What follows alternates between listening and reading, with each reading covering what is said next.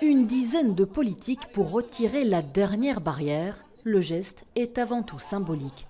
Classé en 2007, le pont du Jubilé a fait l'objet d'une restauration complète ces 2 dernières années. On est dans un contexte patrimonial important, le pont est classé, il y a des parties d'ouvrages qui n'existaient plus, et donc l'intervention qu'on a fait, la partie supérieure étant contemporaine, on se devait d'avoir une intervention contemporaine dessus, mais tout en étant respectueux de la volumétrie ancienne, des calpinages anciens, et donc c'est ça qu'on retrouve les mêmes rythmes qu'est-ce qui était avant, dans une interprétation contemporaine. Parmi ces éléments, les luminaires historiques réintroduits dans un style de 2026. Construit il y a plus de 120 ans, le pont surplombait à l'époque des rails de train.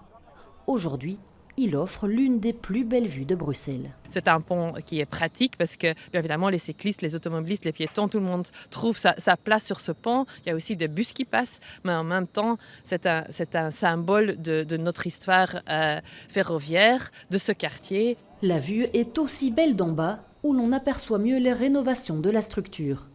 Voici le pont avant les travaux en 2024 et aujourd'hui où l'on voit bien qu'il a retrouvé sa couleur verte d'origine. On a aussi renforcé toute la structure en dessous du pont et donc ça comporte toute la structure métallique. On a enlevé la rouille, on l'a repeinte et ça comporte aussi les éléments en pierre existants qu'on a renforcés. Et donc le renforcement et la rénovation de cette grosse structure permet maintenant à ce pont d'encore vivre pendant des décennies et des décennies. Budget total 11,5 millions d'euros, financé à 50-50 par la région bruxelloise et la SNCB.